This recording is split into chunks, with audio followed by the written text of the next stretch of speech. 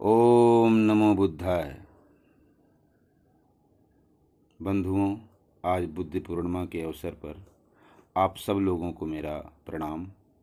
आप सभी आत्म प्रेमी, सत्य प्रेमी, आनंद प्रेमी बंधुओं को मेरा सत सत नमन। एक बार फिर मेरी प्रार्थना आप लोग सुख हों, शांत हों, स्वयं सुख रूप हों आप। बंधुओं, महात्मा बुद्ध ने हमें रास्ता दिखाया। उनके दिखाए हुए रास्ते को अगर हम एक दो शब्दों में कहना चाहें, बुद्ध भगवान कहते थे कि तथ्य सत्य को यथाभूत देखिए, यथात्म ना देखिए। जिसे हम ऐसा कहा जाता, उन्होंने परमात्मा का नकार किया था, उन्होंने वेदों का नकार किया था। तो उन्होंने नकार किसी चीज का नहीं किया था, उन्होंने अनावश्यक को अस्वीकार किया था। और ये होना चाहिए हमेशा। जो हमारे लिए अनावश्यक हो, देश काल परिस्थिति के समय जो हमारे लिए अनावश्यक हो, उसको हम नकारें। नकारना ही पड़ता है। इस शरीर को हमें छोड़ना पड़ता है, इसके अस्तित्व को हमें नकारना पड़ता है। जब तक ये शरीर है तब तक हम जिसे आत्मा कहते हैं, केवल कहने की बात ही है इसमें, उसको हम नकार के ही रहते हैं। तो किसी का नकार, किसी का स्वीकार कोई माने मतलब नहीं रहता है। बस ये है, हम भौतिक अवस्था में हैं तो हमें यथाभूत ही देखना चाहिए। यथा आत्म हम शायद तब देख पाएं जब हम आत्म रूप में हो जाएंगे। सच में हम आत्म रूप में है ही नहीं। हम तो भौतिक संसार के पंच महाभूतों में, यद्यपि बुद्ध की परंपरा में आकाश को भूत नहीं कहा जाता है, और सच बात यह है उस भूत को हम पकड़ और छू नहीं सकते हैं, लेकिन फिर भी पंचभूतीय जगत में हम भूतों से ही हमारा नाता होता है, भौतिक पदार्थों से ही हमारा नाता होता है। भगवान बुद्ध कहते हैं यथाभूत देखिए। यथात्म देखने में गलतियां हो सकती हैं। वास्तव में हम भौतिक जगत से आबद्ध हैं, भौतिक जगत से नियमित हैं। तो आत्म तो हम हैं ही, उसमें कोई गुण नहीं है, वह अकर्ता है, वह अजूनी है। तो वह हमें हमारी पकड़ में कैसे आ सकता है? उसके बारे में अगर हम विवेचना करते हैं, सुनते हैं, सुनाते हैं किसी को, तो ये एक अतार्किक बात हो जाती है। क्योंकि जो अगोचर है उसको आप इंद्रियों का विषय कैसे बना सकते हैं? उसे आप सुनने के लिए, गाने के लिए, देखने के लिए, छूने का विषय कैसे बन सकता है वो? अगर हम आप बनाते हैं तो या तो हम आप मूर्खता कर रहे हैं, या तो किसी को मूर्ख बना रहे हैं। दोनों में से कोई एक बात है। तो वह परमात्मा देखने सुनने से परे है। बुद्ध ने यही कहा कि जो प्रयास हम कर ही नहीं सकते हैं, अगर उसको हम कर रहे हैं या कोई हमें करा रहा है उस प्रयास को, तो वह किसी और लक्ष्य से हो रहा हो तो हो, लेकिन वो सही लक्ष्य नहीं है। हम अपने तक नहीं पहुंच पाएंगे। आत्म के बारे में बहुत सारा विवेचन करने की कोई जरूरत नहीं है। अगर आत्म हम स्वयं हैं तो उसके बारे में क्या विवेचना करना, क्या सुनना किसी और से। हम भौतिक जगत के बारे, और भौतिक जगत में सबसे जो प्रत्यक्ष, प्रभावी और सबको आप्लावित करने वाला भूत है, वो है अग्नि। जितने भी प्रत्यक्ष चीज़ें हैं उसमें अग्नि, ऊर्जा, शक्ति सबसे बड़ी चीज़ है। यहाँ तक कि आपकी चाहे वो आत्मिक ऊर्जा हो, भौतिक ऊर्जा हो, मानसिक ऊर्जा हो, बौद्धिक ऊर्जा हो, शारीरिक ऊर्जा हो, इन सब ऊर्जाओं का जो प्रत्यक्ष, प्रकट और हमारे लिए उपलब्ध रूप है वो है अग्नि। इसीलिए भगवान बुद्ध को लाइट ऑफ एशिया कहा जाता है। वो प्रकाश हैं, वह ऊर्जा हैं, वह ज्ञान के देदीप्यमान भाव हैं हमारे लिए। तो वह ऊर्जा हमें कितना, हमारे बुद्धि को, हमारी सोच को कितनी बलवान करती है, कितनी शक्तिमान करती है, यही हमारे सबके भाग्य की बात है। कितना हम पा लेते हैं, दुर्भाग्य की बात है हम इसमें बहुत फिसड्डी सिद्ध हुए। हम हनुमान चालीसा पढ़ते हैं, बल बुद्धि ज्ञान की याचना करते हैं, कोई बुरी बात नहीं है। बल बुद्धि ज्ञान यह भी ऊर्जा का एक रूप है, अग्नि का एक रूप है। हम चाहते हैं इसको, लेकिन गान करने से, मैंने कहा सुनने सुनाने से कुछ मिलने वाला नहीं है। होना सबसे बड़ी बात है। होना, भाव सबसे बड़ी चीज है। हम कहते हैं श्री गुरु चरण सरोज रज, निज मन मुकुर सुधारी बरनौ। अब यहां पर थोड़ा सा गड़बड़ हो जाएगा मामला।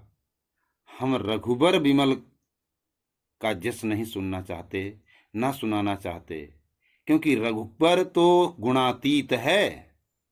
जो गुणातीत है उसका गुण और यश का कैसे हम बखान कर सकते हैं? तो ये गलत है। हनुमान चालीसा वाले जो कहते हैं रघुबर विमल जस, वो बदल दें, वास्तव में हनुमत ही कह दें तो ठीक है ही हनुमत। ये तो बरनऊ हनुमत विमल जस, दायक जो फलचार, ये होना चाहिए। और हम यही गाते भी हैं। तो हम शुरू करते हैं अपनी परंपरा के सभी गुरुओं को नमस्कार, सभी देवों को नमस्कार करते हैं, सभी संतों भगवंतों को नमस्कार करते हैं, सभी ऋषियों मुनियों, सिद्धों बुद्धों, वीरों और अरहंतों को प्रणाम करते हैं। वीर हनुमान भी हमारी परंपरा में बहुत अभ्यर्थनीय वीर रहे हैं। वीर महावीर भी रहे हैं, जिन रहे हैं वो भी सारे बुराइयों को जीते हैं। भगवान बुद्ध को भी मैं वीर, शिव और ऊर्जा का दे दीप्यमान पुंज मैंने बताया ही। तो इन सब शक्ति के स्रोतों को मैं नमस्कार करता हूँ। और आज बुद्ध पूर्णिमा के अवसर पर कुछ इसी तरह से बुद्धि, बल और ऊर्जा पाने की भावना से आप लोगों के समक्ष यह प्रस्तुति जैसी भी हो पाएगी हम करने का प्रयास करेंगे। देखिए, मैंने कहा कि रघुबर गुणातीत हैं, उनका गुण हम कैसे गा सकते हैं? अगर कोई गाता गवाता सुनता सुनाता है तो यह किसी और निजी या छोटे उद्देश्य को लेकर के बनाकर ऐसा करते हैं, जिसको वही बता सकते हैं। कोई भी वीरता, कोई भी शूरता, कोई भी जीत बिना गति, बिना शक्ति, बिना ऊर्जा के नहीं हो सकती है। और इसको पाने के लिए हमें भौतिकता में उतरना पड़ेगा। ठीक है, आत्मिक ऊर्जा, मानसिक ऊर्जा, बौद्धिक ऊर्जा, ये सब ऊर्जाएं हैं हमारे लिए। ये सब अग्नि के रूप कह सकते हैं। लेकिन सारी अग्नियां, जब तक हम अपनी शारीरिक और भौतिक अग्नि से इनको परिवर्तित नहीं करेंगे इसमें, तब तक हम इसमें पूरी तरह से पुटित नहीं होंगे, इनरिच नहीं होंगे। हमारी भौतिक अग्नि, हमारी शारीरिक अग्नि मजबूत होनी चाहिए, तभी हम मानसिक, बौद्धिक और आत्मिक अग्नि में मजबूत हो सकते हैं और उसमें अपने को स्थिर पा सकते हैं। तो अग्नि और ऊर्जा के विभिन्न रूप हो सकते हैं। लाइट के रूप में भगवान बुद्ध हमारे अध्यात्म, इतिहास, परंपरा के आकाश में बहुत बड़े सूर्य हैं, उनको बार बार नमस्कार करते हैं। उन्होंने खुद कहा है, सभी लोक केवल प्रकाश है, केवल जलना है, और जलने को हमारे यहाँ ताप भी कहते हैं। तो उन्होंने लिखा है, कहा है, धम्म पद में उनका उपदेश है, सब्बो आदिपितो लोको, सब्बो लोको पधुपितो, सब्बोपज्जलितो लोको, सब्बलोकोपकंपितो। एक बार फिर सुनेंगे, सब्बो आदिपितो लोको, सब्बलोकोपधुपितो, सब्बोपज्जलितो लोको, सब्बलोकोपकंपितो। जो कुछ भी है कंपमान ऊर्जा है, प्रज्वलित ऊर्जा है, पूरे सृष्टि की बात करते हैं वो। ये शरीर लोक की बात करते हैं भगवान बुद्ध, लेकिन ये ब्रह्मांड और यूनिवर्सल लेवल पर भी ये सत्य है। सब कुछ वाइब्रेशन है, सब कुछ प्रकंपित है, सब कुछ जल रहा है, आग ही आग है। वास्तव में हमारा अस्तित्व अग्निमय है, ऊर्जामय है, इसमें कोई दो राय नहीं है। वो कहते भी हैं, तुम्हें ही किच्चम आतपम अखातारो तथागता। तपना तो तुम्हें ही है बच्चू, थोड़ा भी तपस्या करनी है, कोशिश करनी है तो तुम्हें करनी है। तथागत तो चले गए, उपदेश दे करके जितने भी तथागत आते हैं चले जाते हैं। तथाता ज्यों की त्यों रहती है, करना तुम्हें पड़ेगा। कबीर चले जाते हैं, चदरिया यहीं रह जाती है, उस चदरिया को तुम्हें फिर से ओढ़ना बिछाना करना पड़ेगा। ज्यों की त्यों धरी दीनी चदरिया, ज्यों की त्यों धरी दीनी चदरिया। ओम।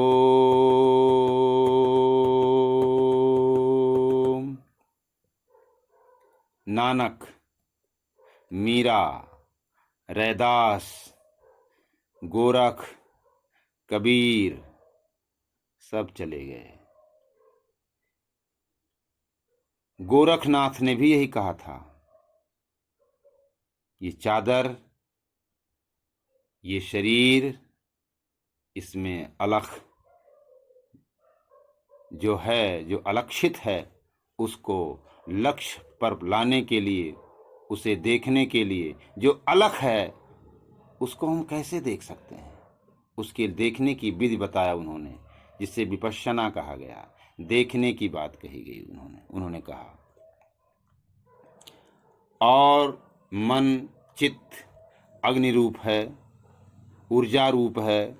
उन्होंने कहा कि इसे हम कंपित ना हो। दुनिया कंपमान है, दुनिया ऊर्जावान है, उसमें कंपन है, गति है, लेकिन जब हम स्थिर होकर के उसको देखते हैं तो हम सब कुछ पा लेते हैं। उन्होंने कहा है, फुटस्सलोक धम्मेहि चित्तम यस्य न कंपति, अशोकम बीरजम खेमम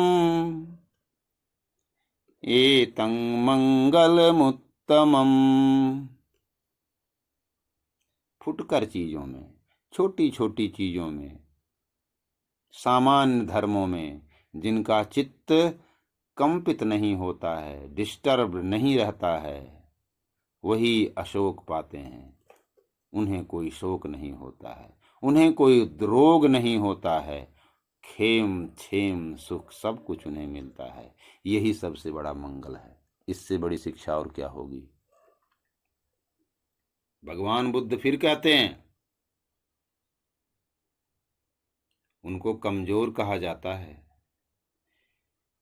लेकिन सारी बल बुद्धि का कारण यही है। आप अपनी ऊर्जा कितने भी ताकतवर आप क्यों ना हो, लेकिन अगर आप खर्च होंगे अनावश्यक रूप से तो आपको कमजोर होना ही होना है। भगवान बुद्ध कहते हैं, क्या है सनातन धर्मों में, सनातनता क्या है, उनके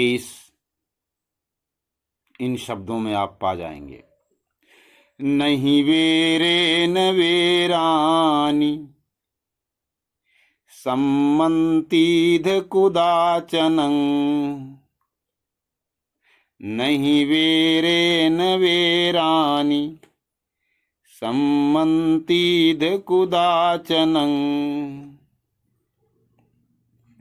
अवेरेन सम्मन्ति अवेरेन सम्मन्ति एष धम्मो सनातनो, अवेरेन सम्मन्ति एष धम्मो सनातनो।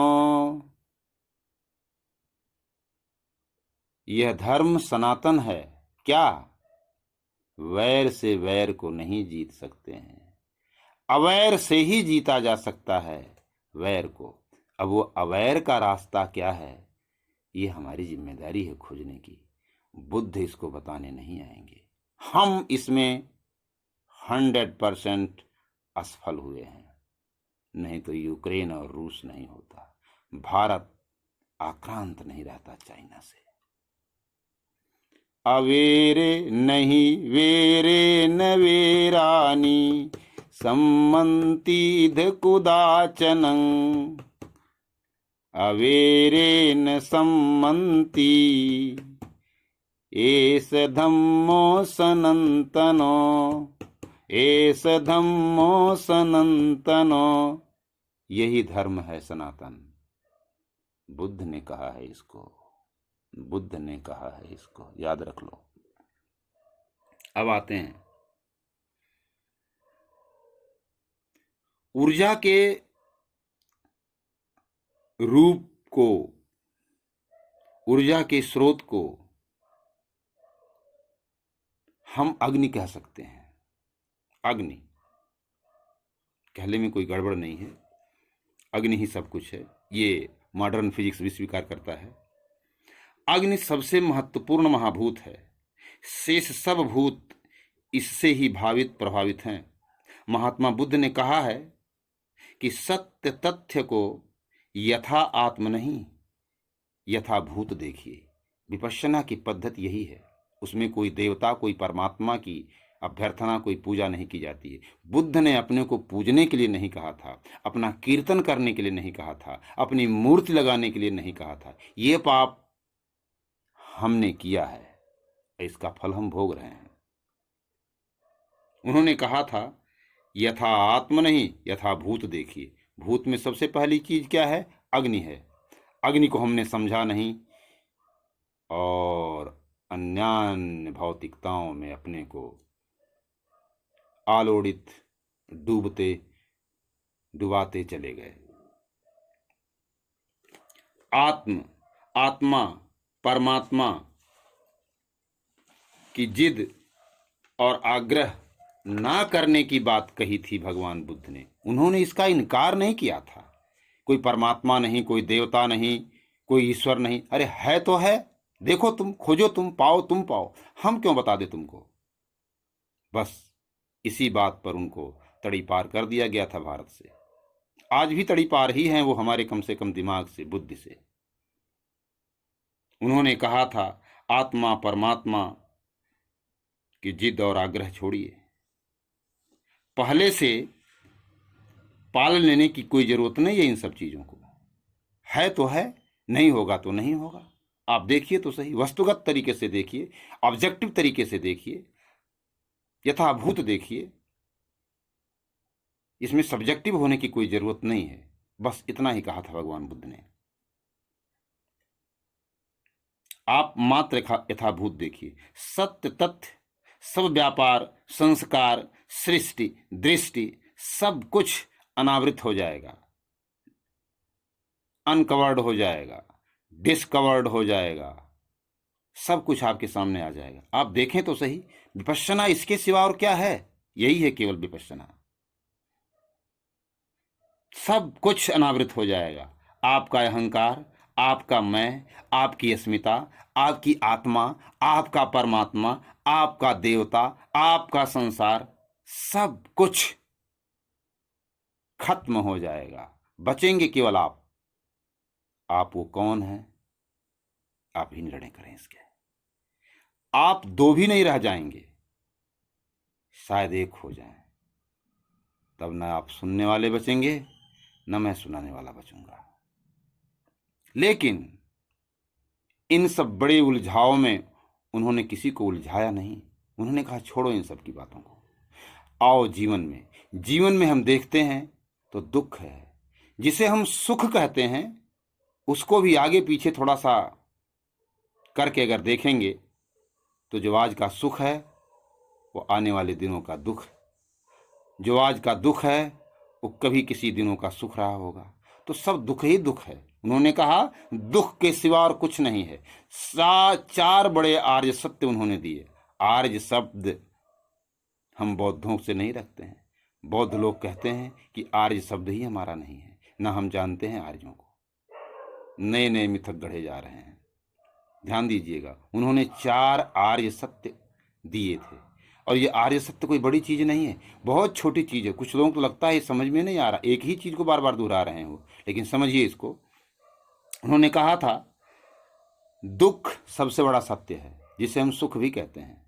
दुख या सुख सबसे बड़ा सत्य है, इससे बड़ा कोई सत्य नहीं। इसी के लिए हम सब कुछ करते हैं। मार पीट, लड़ाई झगड़ा, कत्लो गारत जो भी करते हैं, इसी दुख और सुख के लिए करते हैं। तो पहला सत्य उन्होंने बताया, है ही, इसमें कोई दो राय नहीं है। दूसरा सत्य बताया कि ऐसी बात नहीं कि केवल है और रहेगा, इसमें हम कुछ कर नहीं सकते। उन्होंने ये कहा डंके की चोट पर, उस दुख का कारण भी है। उन्होंने प्रतीत समुत्पाद का सिद्धांत दिया। उन्होंने कहा बिना कारण के नहीं है, ये है, इसका कारण है। उस कारण को समझो, करना पड़ेगा इसके लिए। दुख का कारण है, सुख का भी कारण होगा। अब ये दूसरा हो गया। तीसरा उन्होंने दिया कि ये दुख का निवारण हो सकता है, बहुत तरीके और विधियां हो सकती हैं। तो उन्होंने कहा निवारण भी है, उसका तरीका खोजो, उसका विधि खोजो। कारण, कारण के निवारण की विधि, और फिर उन विधियों को अप्लाई करना, उनको कार्यान्वित करना। ये चौथा उन्होंने दिया, छोड़ नहीं दिया। उन्होंने दुख को बताया, फिर बताया इसका कारण देखो, फिर बताया इसके निवारण की विधियां हैं। इन विधियों में जो तुम्हारे अनुकूल हो, तुम जिस विधि के अनुकूल हो, उसे अपनाओ सही।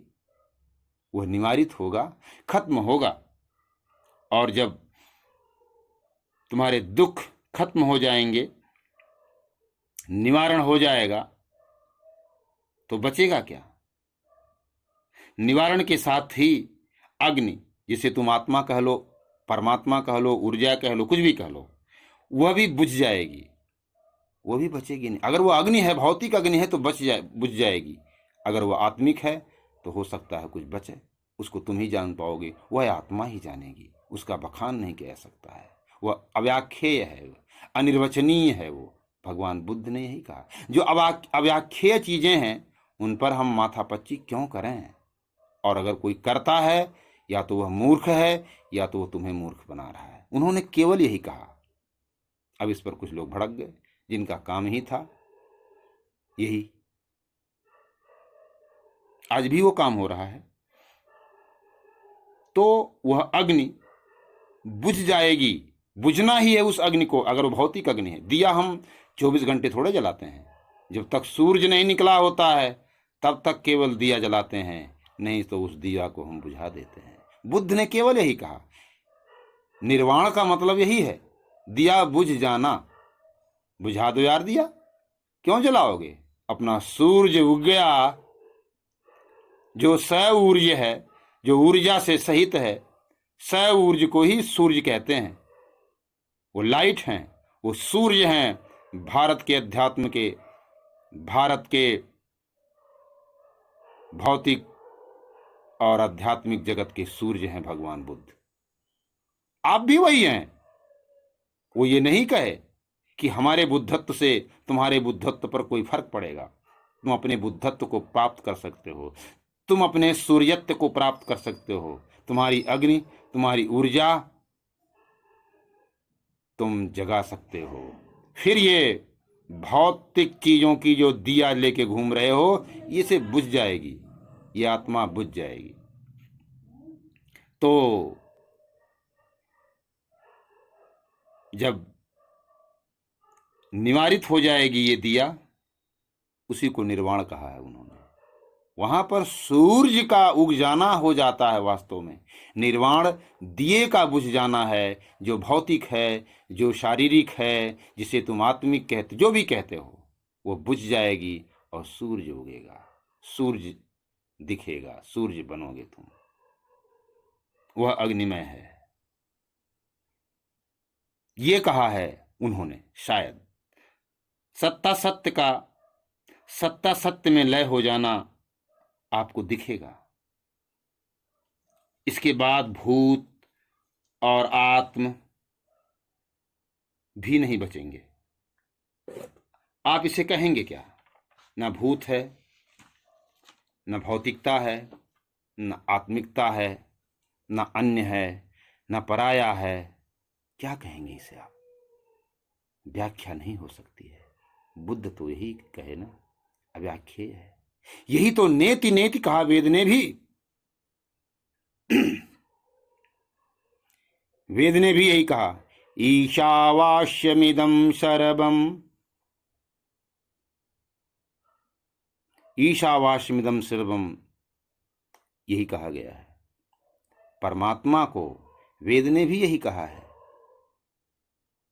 उन्होंने भी यही कहा है, इदं किंच सर्वम प्राण एजत निःसृतम्। सब कुछ कंपमान है, प्राण ऊर्जा का कंपन ही कंपन है। उन्होंने भी कहा। तो कंपन, ऊर्जा, जलना, अग्नि, ये सत्य हैं बुद्ध के। और मेरे बंधुओं, मैं एक गीत गाना चाहता हूँ जो सबसे आदि गीत है हमारी परंपरा का। वो है अग्निसूत्र ऋग्वेद का। वह भी यही बताता है कि एवरीथिंग कम्स फ्रॉम अग्नि, ऊर्जा। उसे आप कुछ भी कहें, लेकिन आती सब कुछ उसी से। तो हम उसी गीत को भगवान बुद्ध के चरणों में अर्पित करते हैं। अग्निसूत्र का गान हम करना चाहते हैं। हम भौतिकता से अंतिमता तक पहुंचे। भौतिकता, मानसिकता, वैचारिकता, सामाजिकता, बहुत सारी इतिकता है।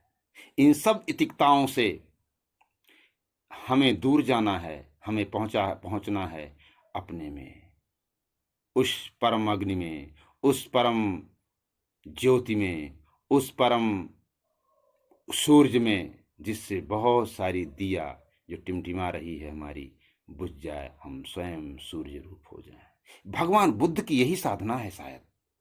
और ऐसे सूर्य को मेरा नमस्कार, बारंबार नमस्कार। अब मैं ऋग्वेद के प्रथम सूक्त अग्नि सूक्त की आपके सामने प्रस्तुत करना चाहूँगा। और उसमें भी हम प्राणायाम के लिए जो व्याहृतियाँ जोड़ी गई हैं, उसमें आप एक बात और देखिए। भगवान बुद्ध ने कहा कि तुम्हें ही चम आतप्पम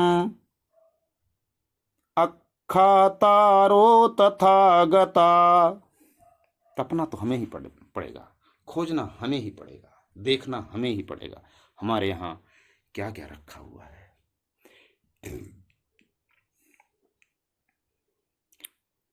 ओ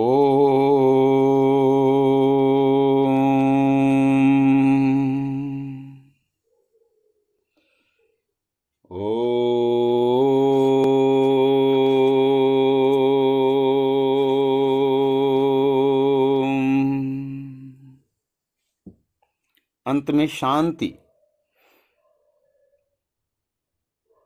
ऊर्जा, ऊर्जा में शांत होती है, इसलिए ओम शांति। चाहे ओम शांति बोलिए या ओम पद्म हुम शांति बोलिए, ये हीनयान महायान का झगड़ा नहीं है यहाँ पर। ओम पद्म हुम शांति, ये बौद्ध मंत्र है, आप इसे बोल सकते हैं। ओम पद्म हुम शांति या ओम शांति, दोनों बोल सकते हैं। चलते हैं, लेकिन सत्य से सब कुछ चलता है। आप एक बार देखेंगे, हायरार्की देखेंगे, सत्य सबसे ऊपर होता है।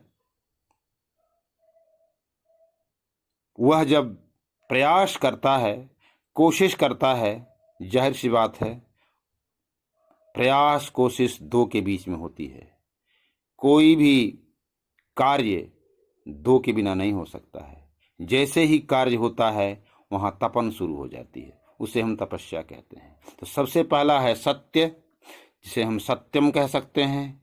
दूसरा है तपह, उसके बाद से ही जनन शुरू होता है, उसके बाद से ही सृष्टि शुरू होती है, उसके बाद से ही सृष्टि का जनन होता है। तो जन तपह, सत्यम तपह जन मह, बौद्धिकता, तार्किकता, वैचारिकता, ये सारी चीज़ें तब आती हैं जब शरीर बनता है, नाम रूप होता है, तो मह होता है, जिसे हम विचार कह सकते हैं, मन कह सकते हैं।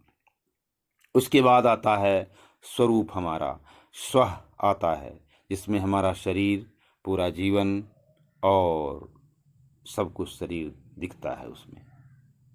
उससे भी जब हम स्थूलित होते हैं, उससे हम जब भौतिकता वाले होते हैं, तो हम प्राण में आते हैं, क्रिया में आते हैं, भौतिक जगत में आते हैं।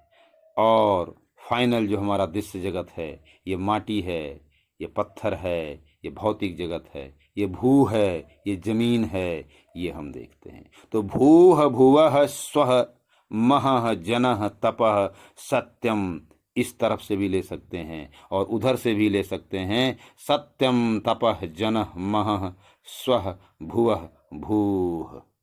ओम को कहीं भी लगा दीजिए, क्योंकि वह एक है, अव्याख्येय है। ओम, ओम लगाना पड़ेगा। तो अग्नि के बारे में हमारे जो प्रथम ग्रंथ है, उसकी हम अभ्यर्थना करना चाहेंगे, उसको गाना चाहेंगे भगवान बुद्ध के चरणों में अर्पित करते हुए। इसको किसी भी रूप में कोई ले, लेकिन यहाँ अग्नि है, सूर्य है, यहाँ कार्य है, ऊर्जा है, प्रयास है, बल बुद्धि के लिए कोशिश है, भौतिकता है, केवल और केवल भौतिकता है, कोई परमात्मिकता नहीं, कोई आध्यात्मिकता नहीं, कोई स्वर्गिकता नहीं, केवल भौतिकता, भौतिकता, भौतिकता, भौतिकता, भौतिकता। यानी वस्तुगतता है, आत्मगतता नहीं है, व्यक्तिगतता नहीं है, भौतिकता है। वस्तुनिष्ठ प्रश्नों को बहुत सत्यता के साथ में, बहुत एग्जैक्टनेस के साथ में आप देखते हैं। यही है ये अग्नि जो हमारे ऋग्वेद में है। आप पहले इसे देखें। ओम भूः भुवः स्वः महः जनः तपः सत्यम। ओम भूः भुवः स्वः महः जनः तपः सत्यम। अग्निमीळे पुरोहितं यज्ञस्य देवं ऋत्विजम् अग्निमीळे पुरोहितं यज्ञस्य देवं ऋत्विजम् होतारं रत्नधातमम् होतारं रत्नधातमम् बुद्धिं देहि धर्मं शरणं शरणं बुद्धिं देहि धर्मं शरणम्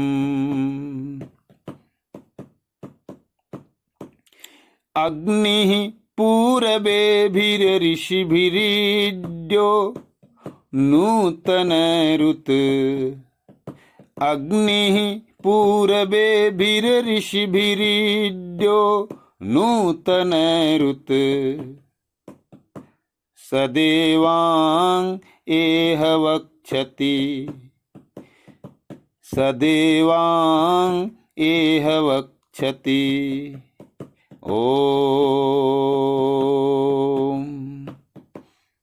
बुद्धिं धर्मं बुद्धिं देहि धर्मं शरणं शरणं बुद्धिं देहि धर्मम् ॐ भूः भुवः स्वः महः जनः तपः सत्यम् ॐ भूः भुवः स्वः महः जनः तपः सत्यम। ये रास्ता है, ये शाहराह है। हम जमीन से सत्य तक कैसे पहुँचें, कहाँ कहाँ जाएंगे। हमें भू मिलेगा, भुवः मिलेगा, स्वः मिलेगा, महः मिलेगा, जनः और तप, तपना, अग्निमयता तो मिलेगी ही मिलेगी। सत्य और शांति हमारा परम लक्ष्य है। तो ओम भूः भुवः स्वः महः जनः तपः सत्यम् अग्निनारय्यमश्नवत् पोषमेव दिवे दिवे अग्निनारय्यमश्नवत् पोषमेव दिवे दिवे यशसं वीरवत्तमं यशसं वीरवत्तमम् ॐ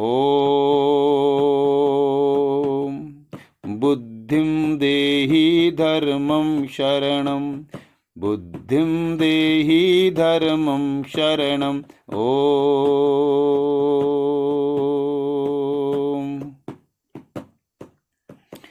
ॐ भूः भुवः स्वः महः जनः तपः सत्यम् ॐ भूः भुवः स्वः महः जनः तपः सत्यम् अग्नेयं यज्ञमध्वरं विश्वतः परिभूरसि अग्नेयं यज्ञमध्वरं विश्वतः परिभूरसि स इद्देवेषु गच्छति स इद्देवेषु गच्छति ॐ भूः भुवः स्वः महः जनः तपः सत्यम् ॐ भूः भुवः स्वः महः जनः तपः सत्यम्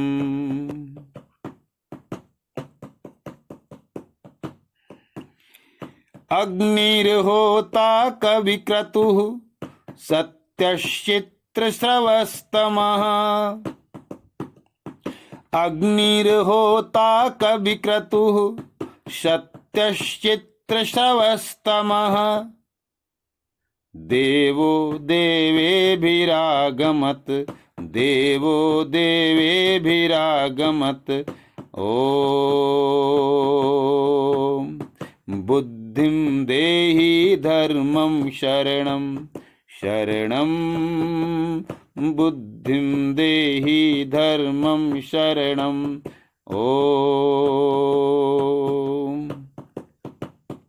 ॐ भूः भुवः स्वः महः जनः तपः सत्यम् सत्यम। ॐ भूः भुवः स्वः महः जनः तपः सत्यम। ॐ यदङ्गदाशुषे त्वमग्ने भद्रं करिष्यसि।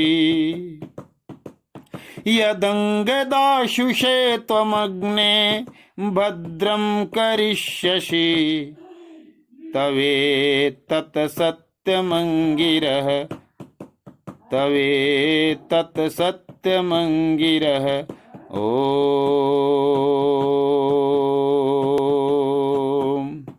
बुद्धिं देहि धर्मं शरणं शरणं। बुद्धिं देहि धर्मं शरणम्। ॐ भूः भुवः स्वः महः जनः तपः सत्यम्। ॐ भूः भुवः स्वः महः जनः तपः सत्यम्। उक्त्वाग्ने दिवे दिवे दोषावस्तर्धिया वयम्। उक्त्वाग्ने दिवे दिवे दोषावस्तर्धिया वयम्। नमो भरन्त एमसि नमो भरन्त एमसि। ॐ बुद्धिं देहि धर्मं शरणं। बुद्धिं देहि धर्मं शरणम्। ॐ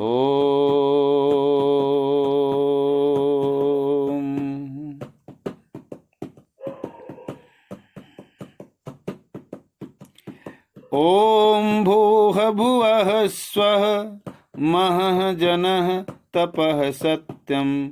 ॐ भूः भुवः स्वः महः जनः तपः सत्यम्।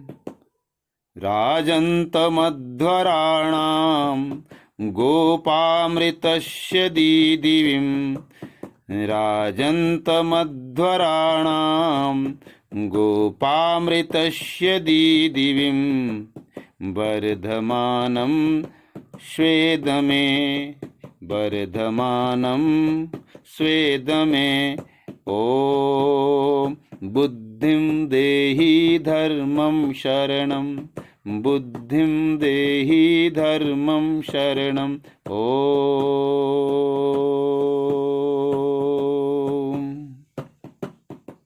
वह हमारा पिता है, वह हमारा सब कुछ है, वो हमें सब कुछ दे सकता है। हम इस रूप में भी उसे याद कर सकते हैं। वह कौन? वह अग्नि, वह ऊर्जा, वह शक्ति, वह भौतिकता जो हमको आवेष्टित किए हैं, जिससे हमें ये नाम रूप मिला है, ये विज्ञान मिला है, ये जानने की शक्ति मिली है, ये बुद्धि मिला है। सब कुछ खत्म होने वाला है, ये नाम रूप। फिर नाम जप हमारे लिए किस लिए? किसको हम जपें? क्यों जपें हम किसी को? क्या दें किसी को? हम कुछ दे सकते हैं उस परम को। उससे हम केवल और केवल और केवल पा सकते हैं। इसलिए ऋग्वेद प्रथम सूक्त का अंतिम मंत्र ध्यान से सुनेंगे इसे। ओम भूः भुवः स्वः महः जनः तपः सत्यम्। ओम भूः भुवः स्वः महः जनः तपः सत्यम्। सनः पितेव सूनवे अग्ने सुपायनो भव।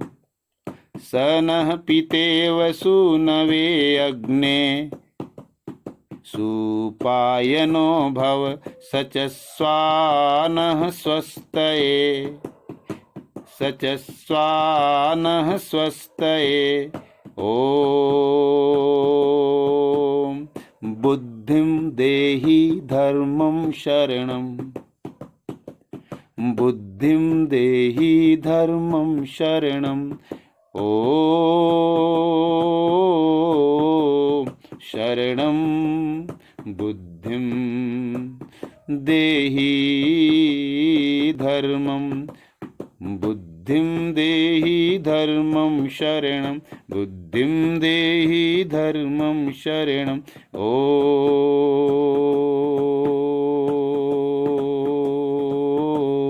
दो और गायत्री मंत्र आपको हम सुना रहे हैं। ओम भूः भुवः स्वः महः जनः तपः सत्यम्। ओम भूः भुवः स्वः महः जनः तपः सत्यम्। विश्वानि देव सवितर्दुरितानि परासुव। विश्वानि देव सवितर्दुरितानि परासुव। यद्भद्रं तन्नयाशुव। प्रार्थना है ये, यद्भद्रं तन्नयाशुव। ओम बुद्धिं देहि धर्मं शरणं शरणं बुद्धिं देहि धर्मं शरणं।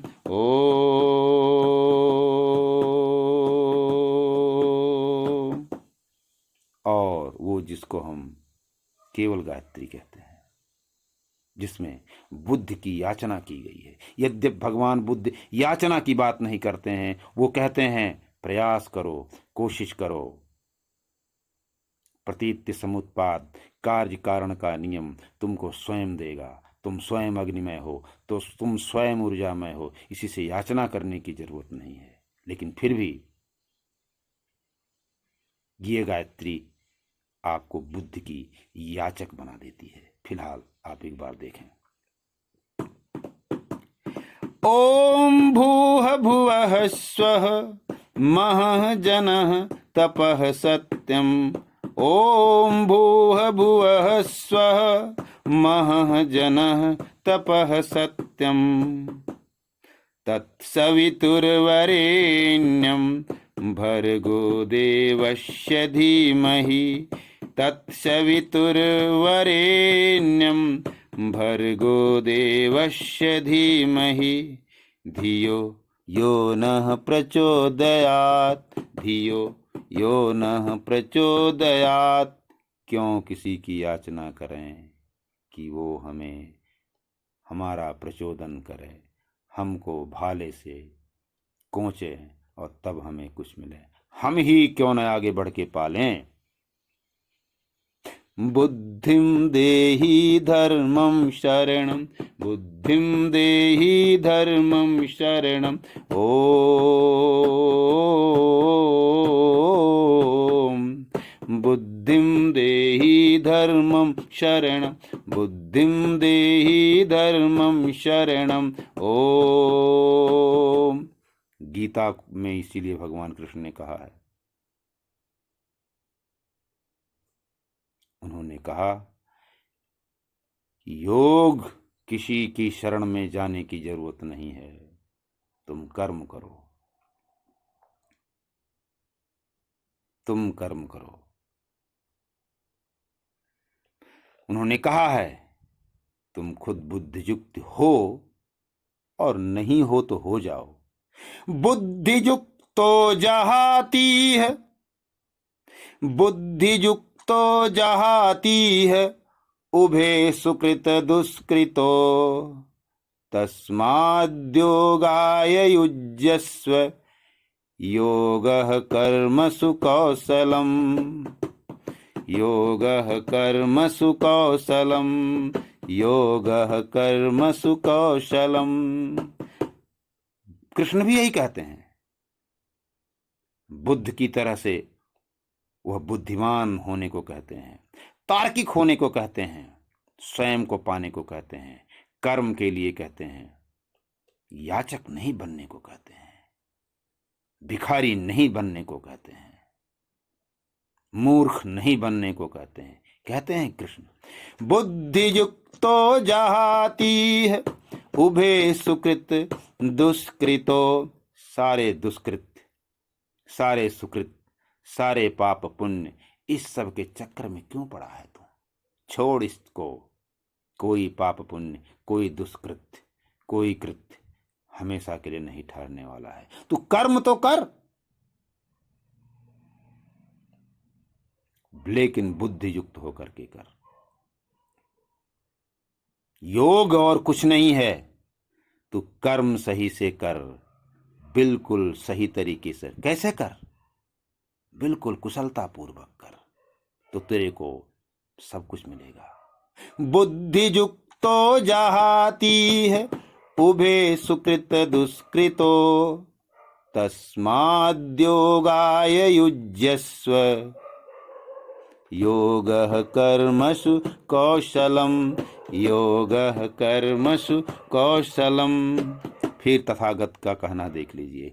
सब पापस्य करणं, सब पापस्य करणं कुशलस्य उपसंपदा, सचित्त परियोदपनं एतं बुद्धान शासनं, सचित्त परियोदपनं एतं बुद्धान शासनं। क्या गलत कह दिया कृष्ण ने, क्या गलत कह दिया बुद्ध ने। चित्त को संभालना है तो कुशल कर्म कीजिए, कुशल कर्म कीजिए। यही बुद्ध ने कहा, यही कृष्ण ने कहा, यही पतंजलि ने कहा। तभी दृष्टा अपने स्वरूप में आ सकता है। कुशल कर्म हमसे नहीं होंगे, हम कुशलता पूर्वक कर्म नहीं करेंगे, बुद्धि युक्त नहीं होंगे, तार्किक नहीं होंगे, तो हम दृष्टा के रूप में अपने स्वरूप में नहीं आ सकते हैं। चाहे पतंजलि हो, चाहे कृष्ण हो, चाहे बुद्ध हो, एक ही चीज कहते हैं, हम बुद्धि युक्त हों, कौशल पूर्वक कुशलता से सावधानी से बुद्धि का उपयोग करते हुए काम करें। इस देह के पीछे ना पड़ें, इस देही के पीछे पड़ें जो इसका मालिक है। इसीलिए बुद्धिम देही धर्मम शरणम, ओम बुद्धिम देही धर्मम शरणम, शरणम बुद्धिम देही धर्मम शरणम। योगश्चित्तवृत्ति निरोध। सब्बे संखारा अनिच्चाति यदा पय्याय पश्यति, दुःखे सब्बनिब्बिन्दन्ति, दुःखे सब्बनिब्बिन्दति, एष मग्गो विशुद्धिया, एष मग्गो विशुद्धिया। सब्बे संखारा अनिच्चाति यदा पय्याय पश्यति, दुःखे सब्बनिब्बिन्दति, एष मग्गो विशुद्धिया। तो एष मग्गो विशुद्धिया, सबसे विशुद्ध मार्ग भी वही है जो पतंजलि का है, जो बुद्ध का है, जो कृष्ण का है, जो वैज्ञानिकों का है, जो विज्ञान का है। बुद्धि युक्त होइए, इस देह में मत पड़िए। इसके देही को आप तभी जान सकते हैं जब बुद्धि मार्ग, कुशल मार्ग से होके आप चलेंगे। बुद्ध का यही संदेश शायद रहा है। मैं जितना समझ पाया हूँ उतना आपके सामने कहने की कोशिश किया है। आपसे हमें भी बहुत कुछ सीखना है, बहुत कुछ आशा के साथ में। प्रणाम प्रणाम। मैं मुकुंद रितमय, जो रित है, जो तथाता है, उसे जान पाऊँ, समझ पाऊँ, इसके लिए प्रयासरत रहूँगा आपके साथ। सभी को ओम ओम ओम नमो बुद्धाय, नमो कृष्णाय, नमो बुद्धाय। ओम शिव, ओम शिव, ओम शिव, ओम। प्रणाम सभी को। बुद्ध पूर्णिमा पर हमारी प्रस्तुति आपको कैसी लगी, इसका प्रतिक्रिया हम चाहेंगे आपसे। शुभ के साथ। ओम।